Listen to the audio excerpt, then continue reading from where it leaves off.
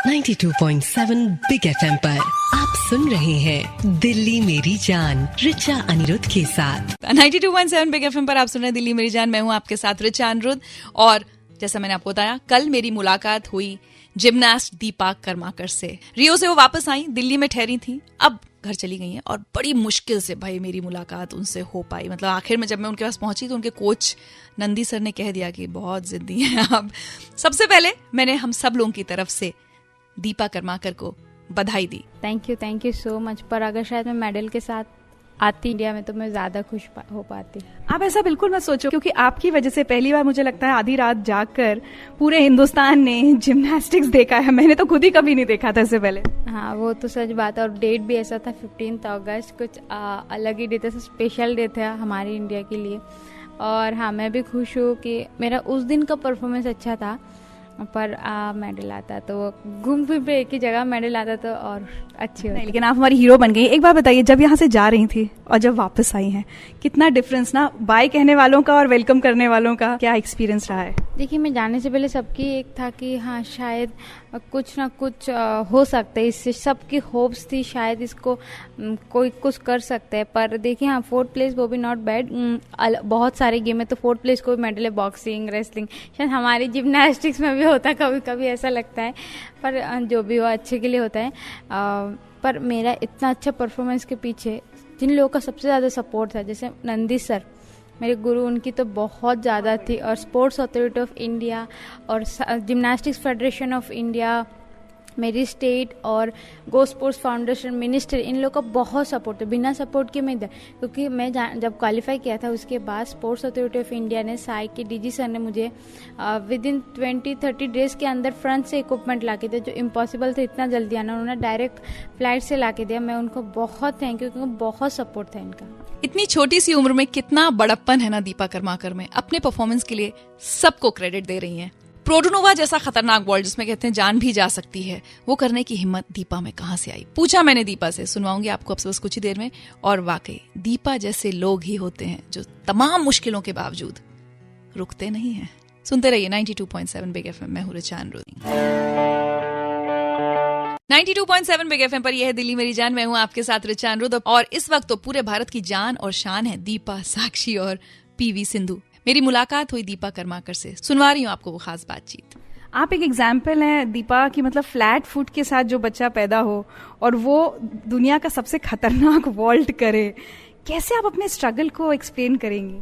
मेरे पास इतना अच्छा कोच है, कुछ स्ट्रगल की प्रॉब्लम ही नहीं हुई मुझे, कुछ प्रॉब्लम की फेस नहीं करना पड़ा। सब वही करते थे, सर बस तुमसे प्रैक्टिस करो। वही प्रोडोनोवा मतलब नाम ही अब सब पूरे हिंदुस्तान को मालूम है। आपने कैसे सोचा कि ये वॉल्ट आपको करना है? देखिए, ये वॉल्ट मुझे पहले से करना था, अभी सर को कराना था मुझे। तो सर ने पूछा, मैंने बोला हाँ मैं तैयार हूँ सर करने के लिए।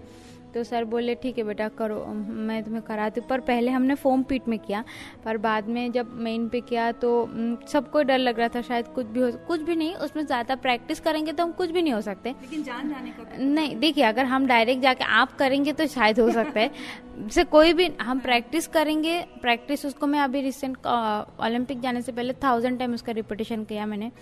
तो इतना प्रैक्टिस करने के बाद एक बहुत ही मेरे लिए इजी हो गया। अभी इतना कुछ डिफिकल्टी नहीं है और है भी नहीं डिफिकल्टी वॉल्ट इतना। कभी आपको ये लगता है कि इससे पहले आपने इतने अमेजिंग परफॉर्मेंस पहले भी रहे, लेकिन इंडिया ने सही मायने में आपको नोटिस किया जब आप ओलंपिक के फाइनल में पहुंची, तो देर कर दी कंट्री ने आपको? नहीं, बिल्कुल नहीं, एकदम भी देर नहीं किया। क्योंकि मुझे लगता है कि इंडिया को हमने पहली बार अच्छा परफॉर्मेंस दिया, इसीलिए इंडिया भी हमारे साथ पहली बार इतना अच्छा हमें सपोर्ट कर रहे। तो सारे इंडियन को बहुत थैंक यू।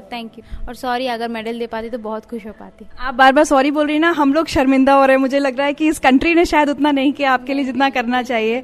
बहुत इस कंट्री ने, मैं सोचा भी नहीं इतना अच्छा हमारे जिम्नास्टिक को वो लोग रेस्पेक्ट करेगा बहुत। तो सब जानते हैं जिम्नास्टिक्स को, मुझे लगता है मेरे जिम्नास्टिक्स तो प्रोडोनोवा वर्ल्ड को सब जानते हैं। बताइए, जहाँ पूरे देश को दीपा कर्माकर से थैंक यू कहना चाहिए, वो बार बार हमें थैंक यू भी कह रही हैं और सॉरी कह रही हैं कि मेडल नहीं ला पाई। अमेजिंग। बहरहाल आगे अब इनके क्या प्लान्स हैं ये पूछे मैंने दीपा कर्माकर से, सुनवाऊंगी आपको अब से बस कुछ ही देर में। पर यह है दिल्ली मेरी जान। मैं हूँ आपके साथ रिचा अनिरुद्ध। गुड मॉर्निंग,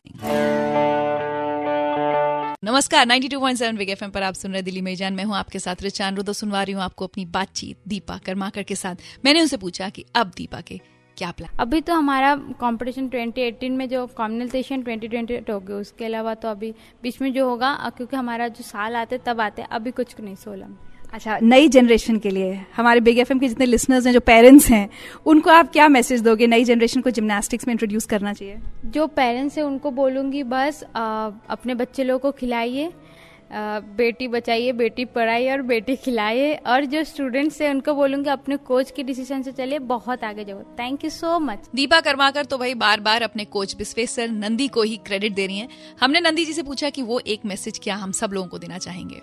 देखिए, सबसे पहले तो मैं ये कहूँगा, जो देश के लिए मेडल जीता, जिन 2 लड़की ने, उनको सबसे ज़्यादा बधाई हो मेरी तरफ से। और देशवासी को हमने खुश नहीं कर सका जिम्नास्टिक में, फिर भी मेरी तरफ से मैं ये कहता हूँ, दीपा को जो सिखा के लेके गया था वो पूरा परफॉर्म किया। और हमारा अभी टारगेट बन गया 2020 ओलंपिक के लिए। चलिए, 2020 के ओलंपिक्स में हम सबकी भी उम्मीदें, दुआएं दीपा कर्माकर के साथ होंगी। और सिर्फ दीपा के साथ नहीं, साक्षी के साथ, पीवी सिंधु के साथ और तमाम उन लड़कियों के साथ जो हमारे समाज की सोच से लड़कर हिम्मत के साथ आगे बढ़ती हैं और अपने देश का नाम रोशन करती हैं। बेटी बचाओ, बेटी पढ़ाओ, बेटी खिलाओ और बेटी के अंदर हिम्मत जगाओ, ये मेरा स्लोगन है। Good morning. 92.7 बिग एफएम पर आप सुन रहे दिल्ली मेरी जान। मैं हूं आपके साथ रिचा अनिरुद्ध। और 20 अगस्त यानी 2 दिन पहले था वर्ल्ड मॉस्किटो डे। और दिल्ली तो हर साल इन दिनों जूझती है डेंगू के खतरे से। वैसे आपको बता दूं कि डेंगू के शिकार होने वालों में सबसे ज्यादा जो लोग हैं दिल्ली में, वो 15 से 45 साल की उम्र वाले हैं। दक्षिणी दिल्ली नगर निगम के मुताबिक अब तक जो केसेस डेंगू के आए हैं उसमें से 65% केसेस इसी एज ग्रुप के हैं। तो अगर 15 से 45 के बीच आपकी उम्र है ना, तो थोड़ा ज्यादा ख्याल रखिए अपना।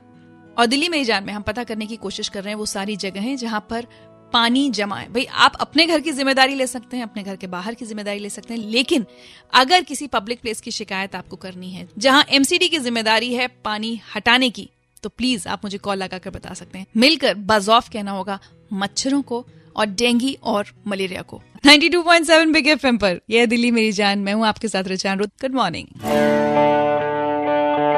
क्या आप जानते हैं कि मच्छरों की जो प्रजाति है वो 20 करोड़ सालों से धरती पर है और भाई आज तक इंसान को परेशान करके रखा है।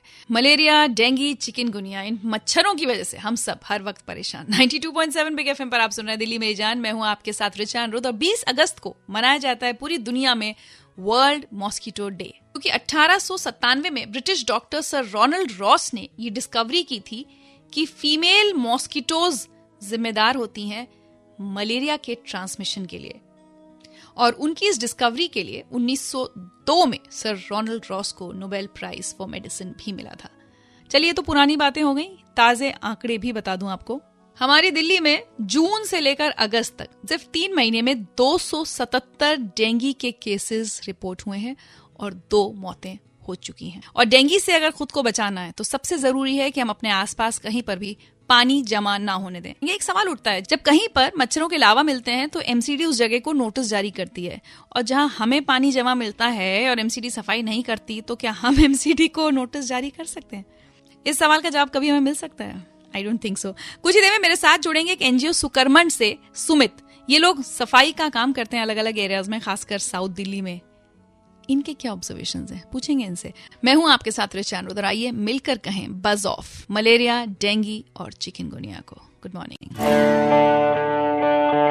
92.7 बिग एफएम पर यह है दिल्ली मेरी जान। मैं हूं आपके साथ रिचा अनिरुद्ध। और दिल्ली मेरी जान में जितना खतरा इस वक्त डेंगू का मंडरा रहा है, उतना ही खतरा चिकनगुनिया का भी है। ध्यान रखें अपना। चिकनगुनिया के टिपिकल सिम्टम्स हैं 4-5 दिन तक रहने वाला तेज बुखार और जॉइंट्स यानी जोड़ों में दर्द। अगर ये सिम्टम्स आपके घर में किसी को हैं तो तुरंत अस्पताल ले जाएं।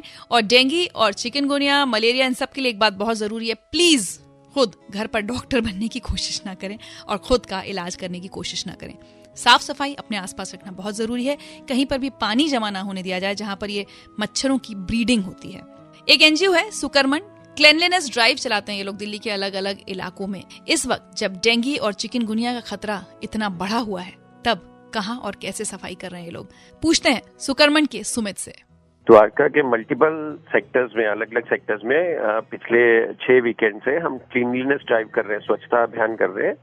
उसमें प्राइमरीली फोकस अभी, क्योंकि मॉनसून का टाइम चल रहा है, तो मॉस्किटो ब्रीडिंग ना हो उस पर ज्यादा फोकस करके जहाँ पे भी पानी इकट्ठा हो रहा है उसकी सफाई करना, और पानी इकट्ठा ना हो उसके लिए अवेयरनेस स्प्रेड कर रहे हैं मार्केट्स में, रेसिडेंशियल सोसाइटीज में। सुमित, मुझे लगता है कि वैसे सिर्फ एजेंसीज पर ही जिम्मेदारी ना छोड़ी जाए, क्योंकि उनके भरोसे बैठे तो कुछ होगा नहीं।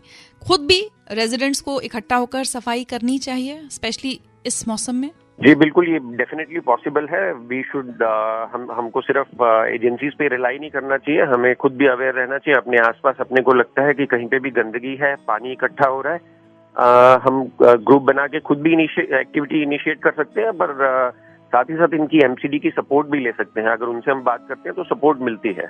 तो मेरे ख्याल से ऐसा सबको करना चाहिए, अपने आसपास ध्यान रखना चाहिए। बिल्कुल, अपने आसपास नजर चौकन्नी रखिए और ध्यान रखिए, जैसा कि सुमित ने भी कहा। और अगर कहीं पर भी पानी जमा हुआ है, उसको हटाने के लिए शिकायत करनी है तो आप एमसीडी से या तो सीधे शिकायत कीजिए। हम दिल्ली वालों की शिकायतें एमसीडी तक जरूर पहुंचाएंगे। और पूरे हफ्ते मच्छरों और मच्छरों से होने वाली इन बीमारियों के खिलाफ हमारी ये कैंपेन बज ऑफ जारी रहेगी। कल सुबह 8 बजे फिर से जुड़िएगा मेरे साथ। इसी के साथ आज ऋचा अनिरुद्ध को इजाजत दीजिए। 92.7 बिग FM पर आप सुन रहे हैं दिल्ली मेरी जान ऋचा अनिरुद्ध के साथ।